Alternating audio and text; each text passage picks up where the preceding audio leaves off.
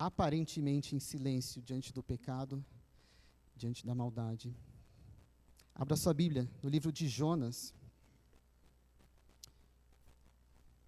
Se você não sabe onde está Jonas na sua Bíblia, está no finalzinho do Antigo Testamento. Você pode abrir em Gênesis, você volta umas 3, 4 páginas, tem um índice.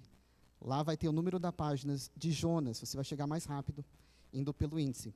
Jonas, capítulo 1. O pessoal que está com o celular chega mais rápido, né? Só está aqui. Todos achamos?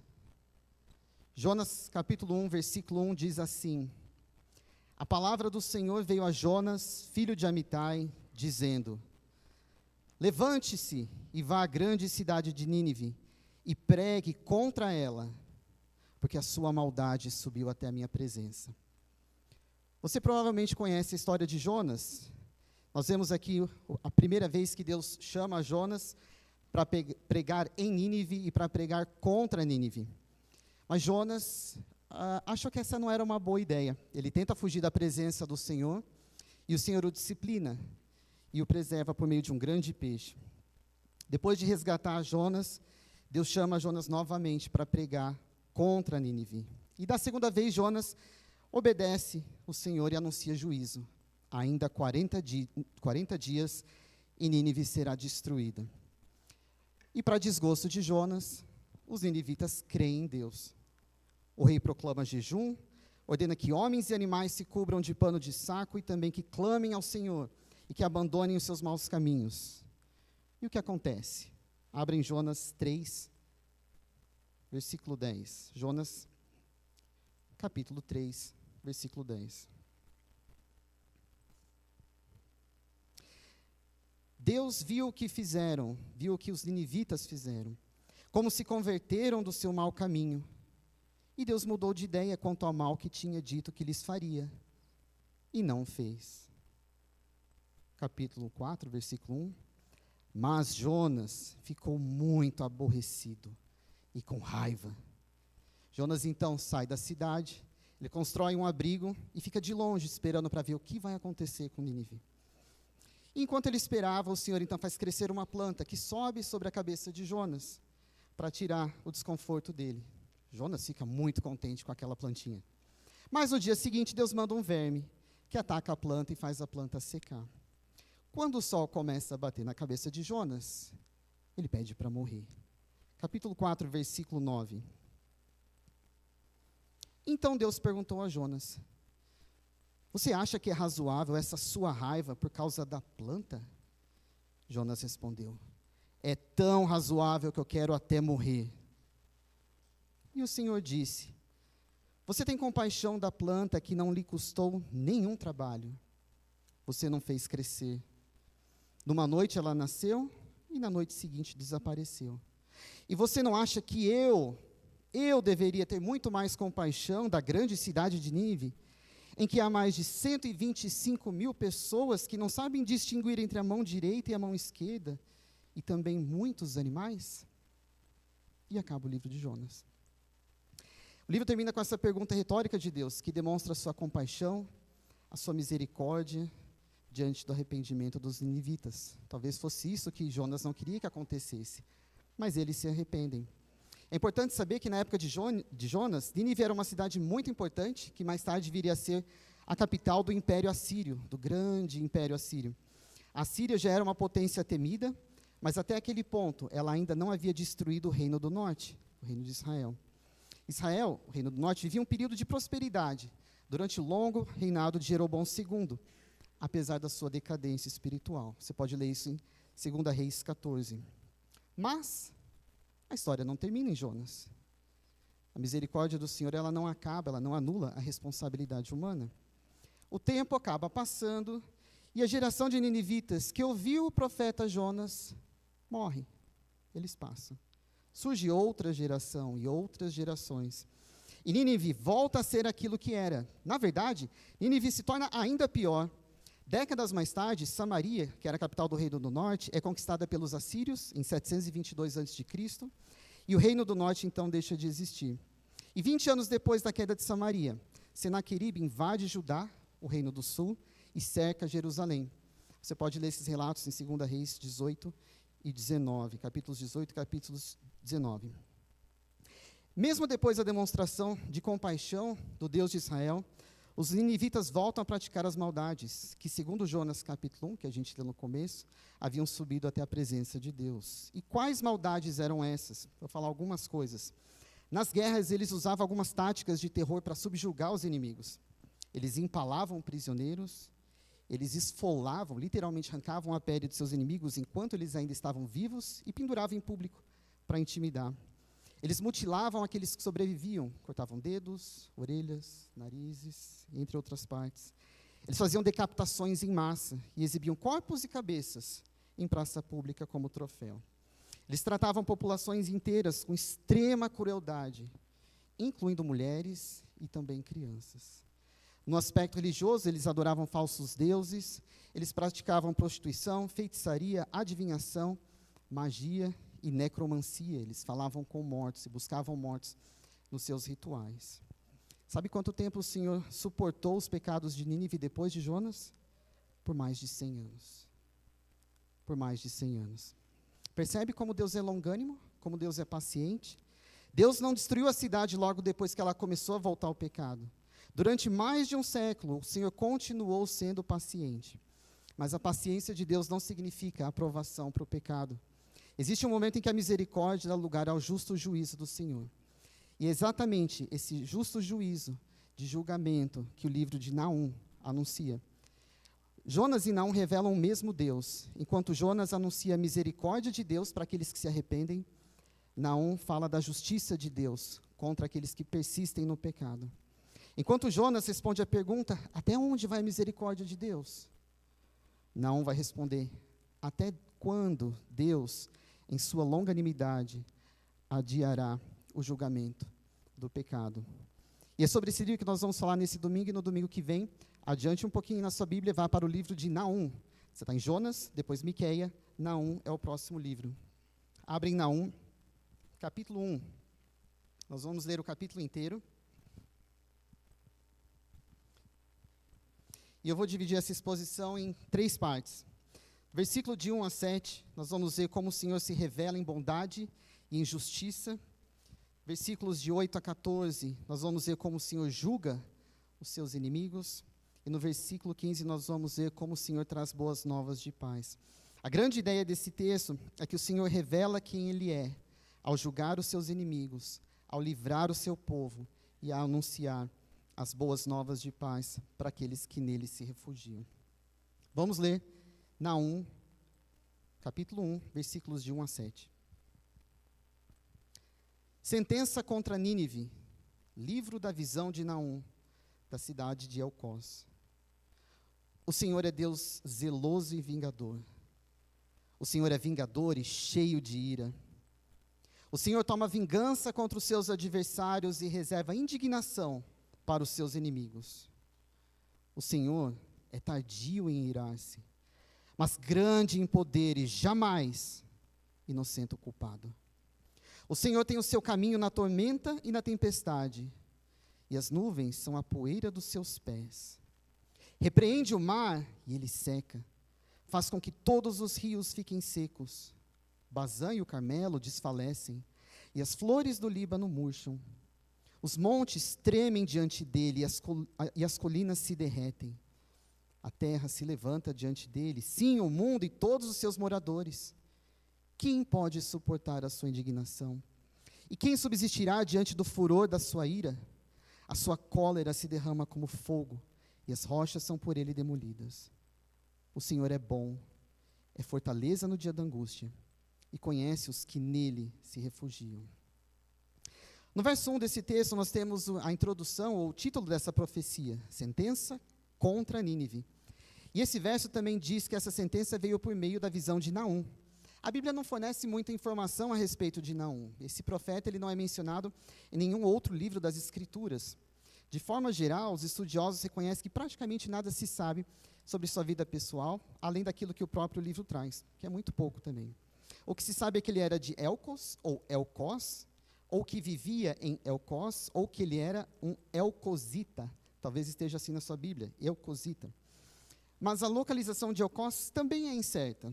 Alguns acreditam que Elcós tenha ficado na região da Galileia, e talvez fosse Cafarnaum. Literalmente, Cafarnaum significa aldeia de Naum, ou vila de Naum. Outros defendem que talvez ficasse em alguma região perto de onde estava a Síria, o povo contra o qual ele iria trazer essa profecia. O que a gente pode afirmar com certeza é que Elcos, ou Elcós, era um lugar, e nesse lugar tinha alguém chamado Naum. E qual foi o conteúdo da visão de Naum? É o que a gente vai ver agora, a partir de agora e no próximo domingo. A visão de Naum começa a partir do verso 2, dizendo: o Senhor. Provavelmente na sua Bíblia, isso está escrito em letras maiúsculas. No original, ele indica, quando está Senhor com letras maiúsculas, ele indica o tetragrama, ou as 4 letras, que no nosso alfabeto é representado por Y, H, W, H, que para nós em português seria algo como Javé ou Jeová, não se sabe a pronúncia correta disso. Esse tetragrama é o nome pessoal de Deus, revelado por ele a Moisés no episódio da sarça ardente. E esse nome vai aparecer só no capítulo 1 de Naum 11 vezes. E vai funcionar como uma declaração de identidade e de autoridade. Vai mostrar quem Deus é e o que ele faz. Mas afinal, quem é Deus? Vamos ver a partir do verso 2. O verso 2 e a primeira parte do verso 3 vão falar do caráter do Senhor. E a primeira coisa que o texto nos diz é que o Senhor é Deus zeloso. O que significa? Então, Deus zeloso. Esse zeloso, ele expressa o zelo exclusivo de Deus pela aliança que ele fez com Israel. É o cuidado santo de um marido fiel que não tolera que a sua esposa se entregue a outros, nem que seja maltratada por ninguém. O Senhor é Deus zeloso não apenas porque ama seu povo, mas principalmente porque ele zela pela sua própria glória. Não é apenas um cuidado com o seu povo, mas é uma defesa do seu povo em favor do seu próprio nome, por conta da aliança que ele estabeleceu com o seu povo. Nesse contexto, o Senhor ele vai ser apresentado como alguém que não tolera que Nínive e a Síria oprimam e explorem cruelmente o seu próprio povo. Nós vamos ver esse zelo na prática nos capítulos 2 e 3 no próximo domingo. Olhe de novo na sua Bíblia, ainda no versículo 2. O Senhor é Deus zeloso e vingador. A ideia aqui não é de vingança pessoal, nem ódio ou retaliação, como nós entendemos e como às vezes nós também fazemos. Nada disso. Quando o Senhor exerce vingança, como aqui está dizendo, Deus é Deus zeloso e vingador, ele está restabelecendo a justiça. E essa mesma ideia de vingador aparece 3 vezes nesse versículo. Olhe novamente. O Senhor é Deus zeloso e vingador. O Senhor é vingador e cheio de ira. O Senhor toma vingança. E o restante do versículo nos fala contra quem o Senhor é vingador. O Senhor toma vingança contra os seus adversários e reserva indignação para os seus inimigos. Nesse versículo, reservar tem o sentido de não deixar passar, de guardar algo para que aquilo seja usado em momento oportuno. Isso nos ensina que Deus ele não se esquece do mal, mas ele mantém o mal depositado até o tempo do seu justo juízo. Deus revela a sua ira santa contra a injustiça e o mal no momento certo. No momento certo. É por isso que o verso 2 diz que o Senhor é cheio de ira, mas o 3 afirma que ele é tardio em irar-se. Tardio em irar-se. No original, essa palavra traduzida como tardio em irar-se, dá a ideia de alguém com nariz longo, ou alguém de rosto longo, com as narinas bem abertas.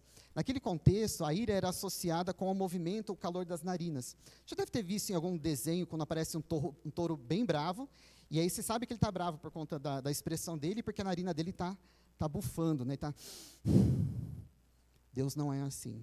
Deus tem o rosto longo, as narinas longas.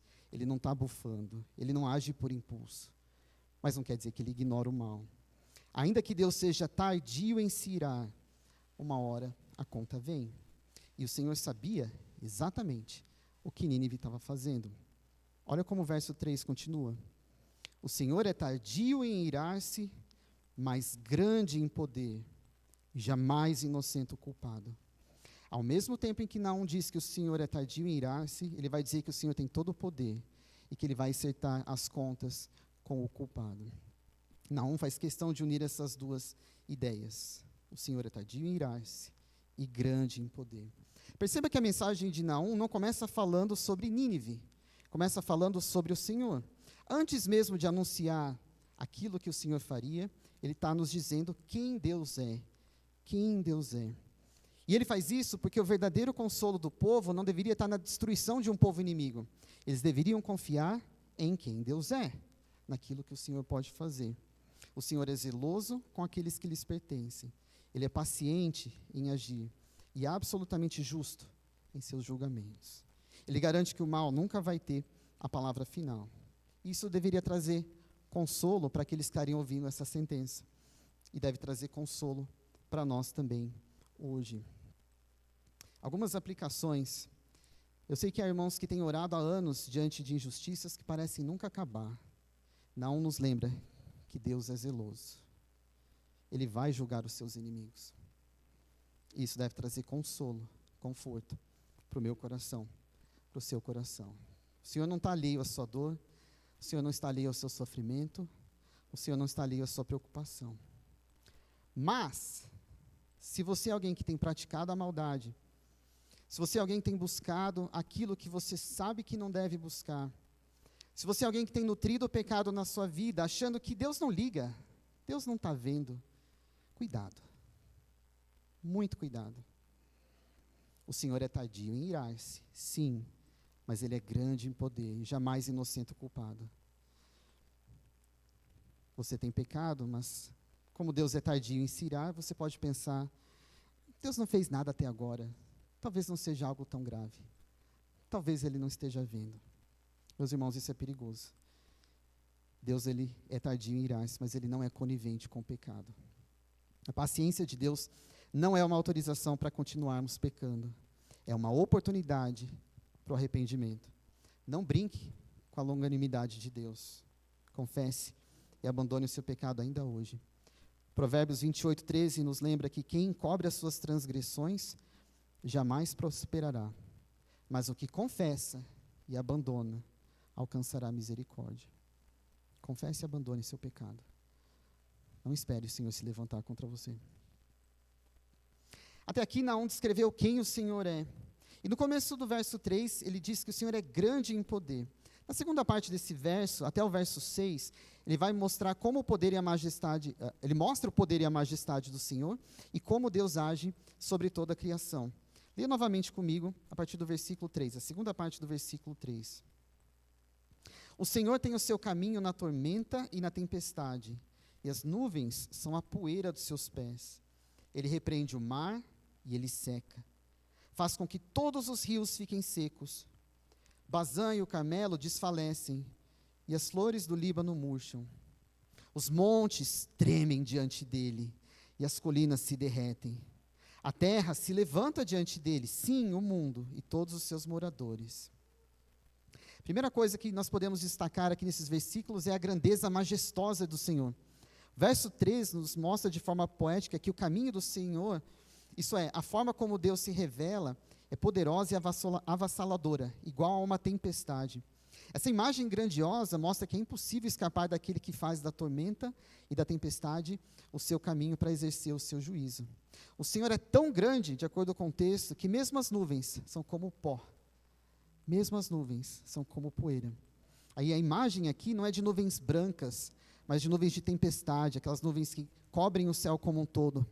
E elas estão aqui representando o movimento do Todo-Poderoso. Deus está se levantando.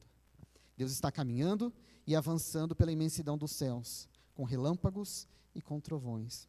E as nuvens, que para nós são imensas, acabam sendo algo insignificante para Deus. São como pó, porque o Senhor é grande.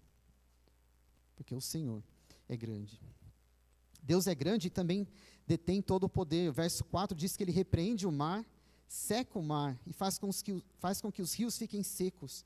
Bazã e o Carmelo desfalecem, as flores do Líbano murcham. O mesmo Deus que criou todas as coisas com a sua palavra é aquele que governa tudo o que criou. O mar, os rios, as montanhas, as nações, eles não têm autonomia diante de Deus. Não há o que possa resistir diante da repreensão do Todo-Poderoso.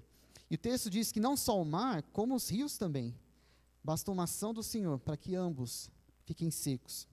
E é interessante notar duas coisas aqui. A primeira é que secar o mar é algo que Deus já havia feito lá no Êxodo, quando libertou o povo, humilhando o faraó e os deuses egípcios. E Naum está relembrando isso, que Deus é aquele que seca o mar. E a segunda é que Nínive usava um sistema de barragens naturais e dependia delas para defender o seu território. Mas o que Naum está mostrando é que nem isso, nem todo o sistema de proteção com barragens, com muita água cercando o perímetro da sua cidade, isso não seria capaz de deter o Senhor Todo-Poderoso. O texto também fala de Bazã, Carmelo e Líbano. Bazã era uma região conhecida por suas ricas pastagens, o Carmelo por suas vinhas e o Líbano por suas florestas majestosas. Então, juntando toda essa imagem aqui, a ideia no verso 4 é que até as regiões mais exuberantes e produtivas da terra perdem seu vigor diante da presença do Senhor. Tudo isso perde o seu vigor diante da presença do Senhor. Se a gente for usar em termos do Brasil, é como se a Amazônia, de repente, virasse um gramadinho de palha. Diante do Senhor, o rio Amazonas é um filete d'água, não é nada. Por quê? Porque o Senhor é todo-poderoso. O Senhor é todo-poderoso. Se Ele faz tudo isso com as coisas que Ele mesmo criou, o que Ele vai fazer, ou o que Ele pode fazer com as nações? E não apenas o Bazã, o Carmelo e o Líbano reagem diante da presença do Senhor, mas o mundo todo, é o que diz o versículo 5. Os montes tremem diante dele, as colinas se derretem, a terra se levanta diante dele, sim, o mundo e todos os seus moradores. Os montes, as colinas, a terra e os habitantes, todos se enchem de temor e de reverência diante da manifestação poderosa de Deus. O texto está nos mostrando que nada, nem ninguém fica indiferente quando o Senhor se manifesta. Quando o Senhor resolve se levantar para agir, para julgar, nada fica indiferente. E é isso que o profeta pergunta logo em seguida. Leia o verso 6. Quem pode suportar a sua indignação? Quem subsistirá diante do furor da sua ira? E a resposta para essas duas perguntas é: ninguém. Ninguém. Ninguém pode resistir à indignação do Senhor. Ninguém pode sobreviver ao furor da sua ira. Ninguém. O Senhor é tardio em irar-se, mas chega uma hora em que Ele derrama todo o cálice da sua ira. Veja o final do verso 6. A sua cólera se derrama como fogo, e as rochas são por Ele demolidas. Portanto, nada, nem ninguém, pode suportar a ira, a indignação, a cólera do Senhor. Depois que contemplamos quem Deus é e lemos sobre o seu poder irresistível, nós precisamos lembrar por que Naum está dizendo tudo isso. Ele não está querendo dar uma aula sobre os atributos de Deus, mas preparando os leitores originais para ouvir algo extraordinário. O Senhor, diante de quem toda a criação estremece, Ele está se movendo para trazer juízo, e Ele vai se voltar contra Nínive. É isso que veremos do verso 8 ao verso 14 em duas cenas. Na primeira, versos 8 a 10, o juízo inevitável do Senhor. E na segunda cena, versos 11 a 14, a condenação do perverso e o livramento de Judá. Leia comigo novamente os versos 8 a 10. Verso 8. Mas, com inundação transbordante, acabará de uma vez com o lugar dessa cidade. Com trevas, o Senhor perseguirá os seus inimigos. O que é que vocês estão planejando contra o Senhor? Ele mesmo os consumirá completamente. A angústia não se levantará duas vezes. Porque ainda que eles se entrelacem como os espinhos e se saturem de vinho como bêbados, serão inteiramente consumidos como palha seca. Meus irmãos, a cena aqui é de desolação, assolação, destruição total. No verso 8, Naum vai falar que uma inundação acabaria com a cidade e que o Senhor perseguiria os seus inimigos. Lembra que eu mencionei que Nínive tinha algumas barragens naturais de água e que dependia delas para a defesa do seu território? Pois bem, um historiador grego do século V a.C. fala sobre uma ocasião em que o rio Tigre, que beirava Nínive, inundou praticamente toda a cidade, levando até os alicerces do palácio real. Talvez as barragens tenham sido abertas, não se sabe exatamente. O que ficou de pé foi logo em seguida incendiado pelo exército da Babilônia, que na ocasião sitiava Nínive. Não estou dizendo que não está descrevendo esses acontecimentos em todos os seus detalhes, Mas é difícil não perceber como é que a história registra um desfecho coerente com aquilo que Deus estava anunciando por meio do profeta. No verso 9, Naum afirma que é inútil tentar alguma coisa contra o Senhor. O que é que vocês estão planejando contra o Senhor? Ele mesmo os consumirá completamente. A angústia não se levantará duas vezes. Contra o Todo-Poderoso, contra o Senhor, diante de quem os montes tremem e as colinas se derretem, diante do Senhor que tem o seu caminho na tempestade, não há muito o que planejar. Olha o versículo 10. Porque ainda que eles se entrelacem como espinhos e se saturem de vinho como bêbados, serão inteiramente consumidos como palha seca. Alguns comentaristas dizem que na destruição de Nínive estava acontecendo uma festa, e os ninivitas estavam literalmente embriagados, bêbados. E enquanto eles se embriagavam, o Senhor decidiu derramar o cálice da sua ira sobre aquela cidade, destruindo tudo. O verso 10 nos mostra a fragilidade de Nínive diante do Senhor Todo-Poderoso. Aqueles que pareciam até então invencíveis aos olhos dos outros povos, eram na verdade como palha seca, diz o texto, prontos para serem consumidos pelo fogo. Aqueles que pareciam estar no controle, estavam bêbados, sem firmeza, sem capacidade de reação. A grande potência que aterrorizou as nações foi incapaz de permanecer em pé diante do Senhor. Nínive, então, confiava em sua posição estratégica, confiava em seu exército poderoso e cruel, confiava em suas defesas naturais. Parecia uma cidade invencível, imbatível, mas nada disso foi capaz de protegê-los quando o Senhor se levantou contra eles. Os ninivitas poderiam ter continuado a buscar o Senhor, como haviam feito lá atrás, mais de 100 anos antes, quando Jonas havia pregado. Mas eles não quiseram. E o mesmo serve para nós hoje. Nós também somos tentados a construir falsas seguranças e nos apoiarmos nelas. Alguns confiam na sua carreira, na estabilidade do seu trabalho. Outros confiam nos seus recursos, no seu dinheiro, no seu status. Há aqueles que confiam em sua influência, que confiam nos seus relacionamentos. Outros ainda confiam no seu conhecimento, nas suas habilidades. Essas coisas em si, elas não são pecaminosas. O trabalho, o dinheiro, os relacionamentos, o conhecimento que a gente adquire com o passar do tempo, tudo isso faz parte da nossa vida. O problema é confiar nessas coisas, transformar essas coisas em seu refúgio, em seu abrigo. E eu pergunto para os irmãos, no que é que vocês têm confiado? Onde vocês têm depositado essa confiança? Para onde você corre quando a vida aperta? No dia da angústia, nos dias difíceis e cinzentos da vida, o que é que tem sido o seu refúgio? Ou quem tem sido o seu refúgio, seu abrigo? Tudo aquilo que hoje parece inabalável, amanhã pode desaparecer. Só existe uma única fortaleza que nunca cai: o próprio Senhor. Salmo 127:1 nos lembra que se o Senhor não edificar a casa, em vão trabalham os que a edificam. Se o Senhor não guardar a cidade, em vão vigia a sentinela. Salmo 20, versículo 7 diz: uns confiam em carros de guerra e outros em seus cavalos. Nínive confiava no seu exército, nas suas muralhas. Nós, porém, invocaremos o nome do Senhor nosso Deus. Amém? Confiem no Senhor, invoquem o nome do Senhor. Não espere mais, não espere mais. Até aqui Naum nos mostrou que o juízo do Senhor é inevitável.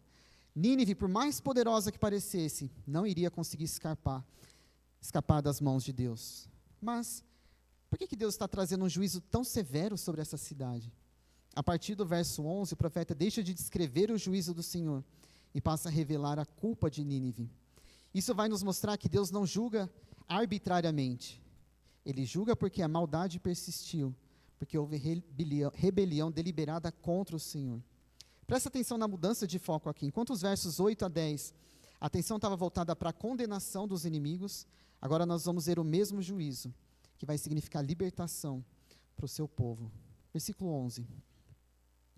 De você, Nínive, saiu um que planeja o mal contra o Senhor, alguém que aconselha a maldade. Assim diz o Senhor: Por mais seguro que estejam, por mais numerosos que eles sejam, ainda assim serão exterminados e passarão.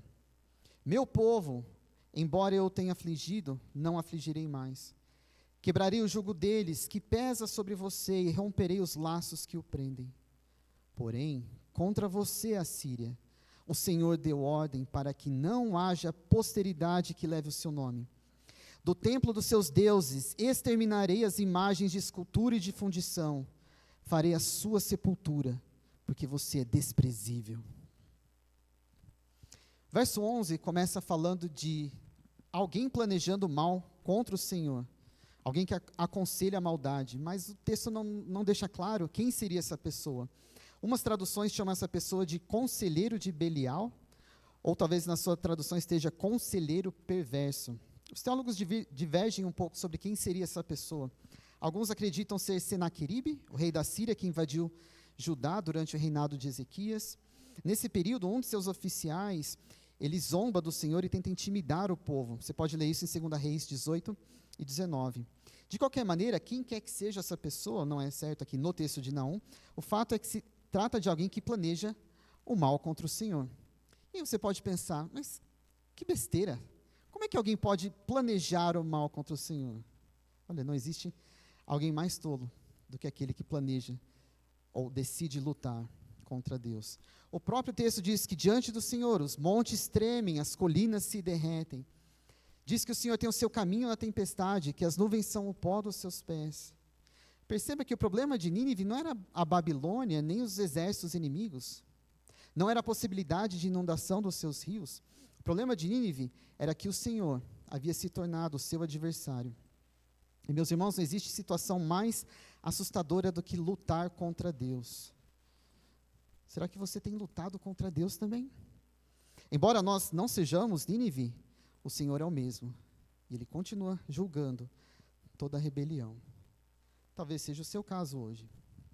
Talvez você esteja resistindo ao Senhor. Semana após semana você ouve a palavra, mas não pratica, não muda, não busca ajuda, não reage. Tiago 1 diz que se você ouve a palavra, mas não a pratica, você está enganando a si mesmo. Você passa a andar em falsidade de vida, não em novidade de vida, como se espera de um cristão genuíno. O simples fato de você sentar nessas cadeiras marrons, semana após semana, não vai fazer de você alguém mais parecido com Cristo. Você ouve a palavra, mas você não deixa Deus trabalhar no seu coração. Você não se arrepende dos seus pecados. Você não quer crescer. Por que você está lutando contra Deus? Por que você está lutando contra Deus? Veja, eu não estou falando daqueles que verdadeiramente têm lutado contra a carne, contra o pecado, que têm buscado crescer em Cristo, que têm buscado comunhão, crescimento, discipulado. Não, vocês devem continuar perseverando no Senhor. Eu falo com você que acha que a vida de Jesus se resume a uma programação na sua agenda, um carimbo que você coloca todo domingo à noite, quando você vem para esse lugar, bate palma com todo mundo, abraça na hora que pede para abraçar, entrega os dízimos e ofertas, só para não ficar com peso na consciência. Se você acha que é salvo porque seu nome está numa lista de membros, meus irmãos, não é isso que garante essa passagem para o céu. Se você acha que é salvo porque seu nome está numa escala de serviço,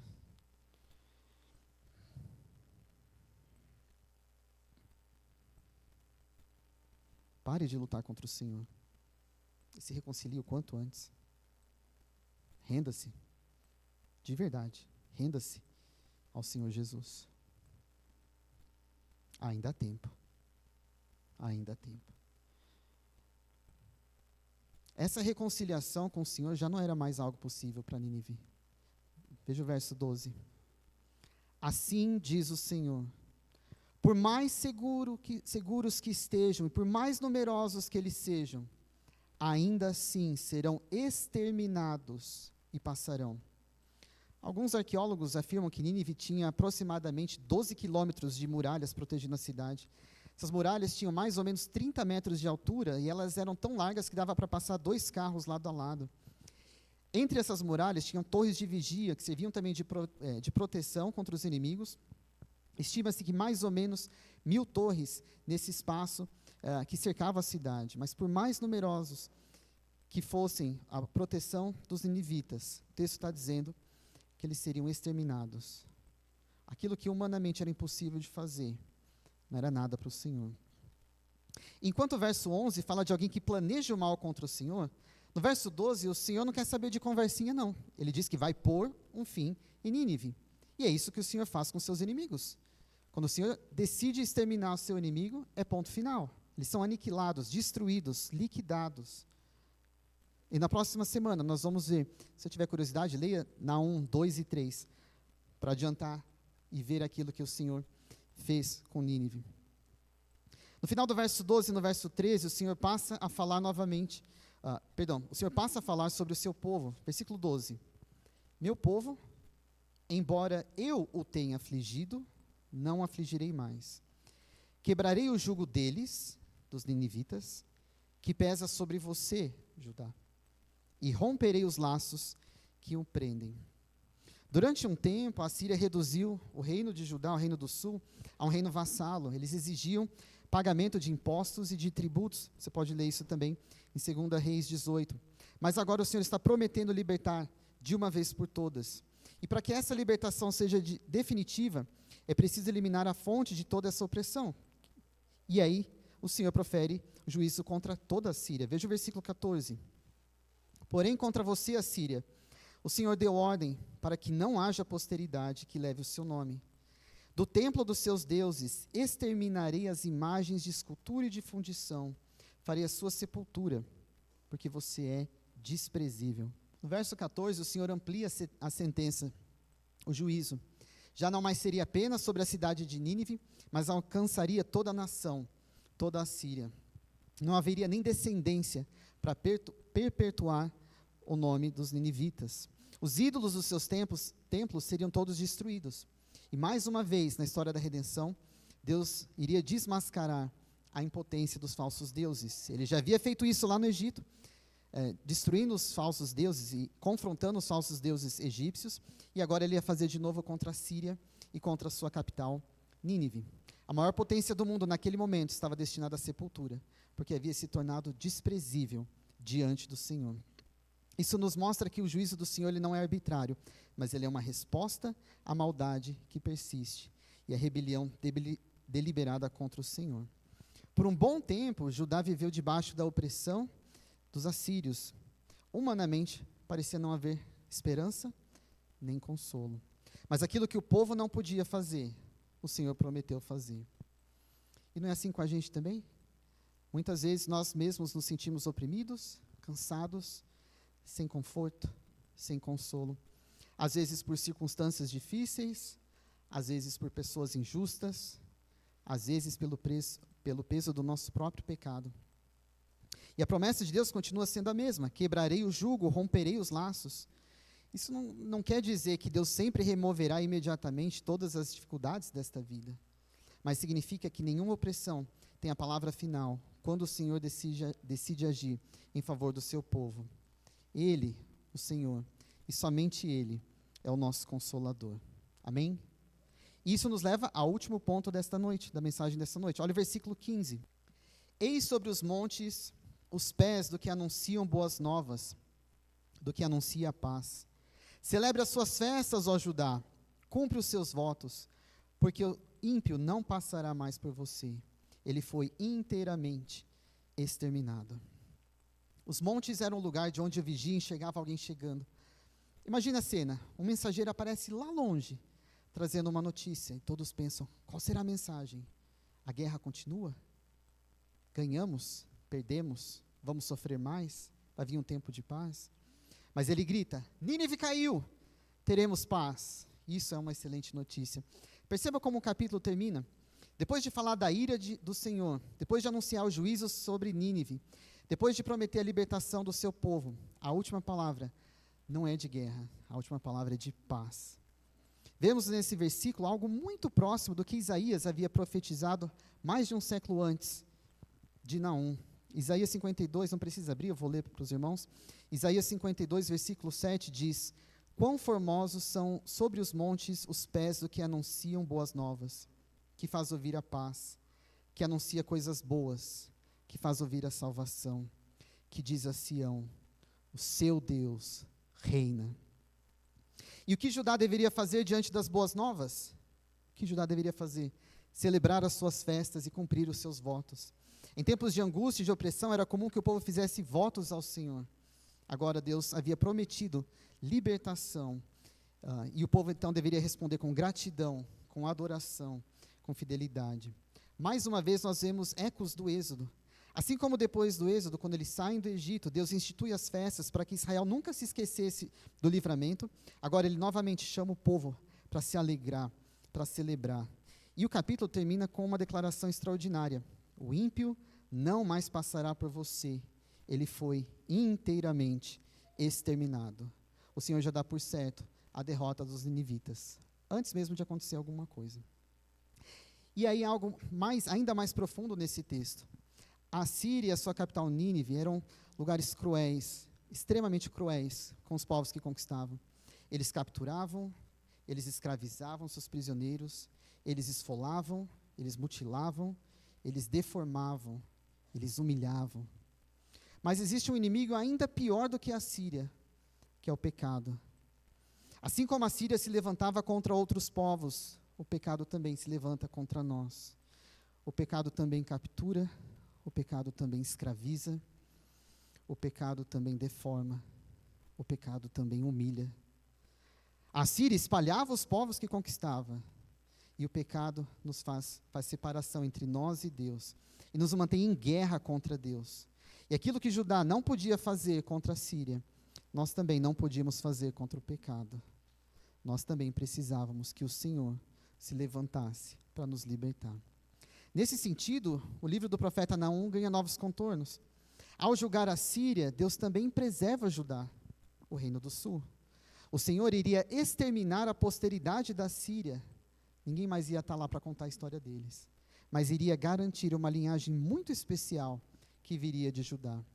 Portanto, julgar a Síria e a sua capital Nínive servia ao mesmo tempo para consolo do povo de Deus, mas também para continuidade do seu plano redentor, que incluía a vinda do mensageiro, com letra maiúscula, que anunciaria as boas novas de paz. Paz não apenas entre as nações, mas paz entre Deus e os homens. Isaías já havia profetizado sobre o mensageiro que viria anunciar a paz.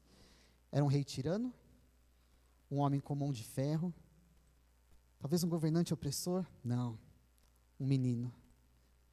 Um menino que traria a verdadeira paz. Isaías 9,6 diz: um menino nos nasceu, um filho se nos deu.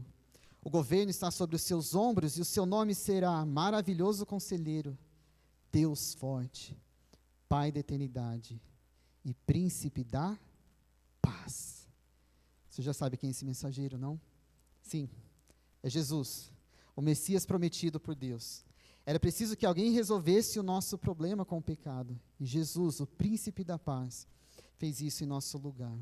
Ele levou sobre si todo o pecado e a vergonha que estava sobre mim, que estava sobre você, e cravou tudo isso na cruz.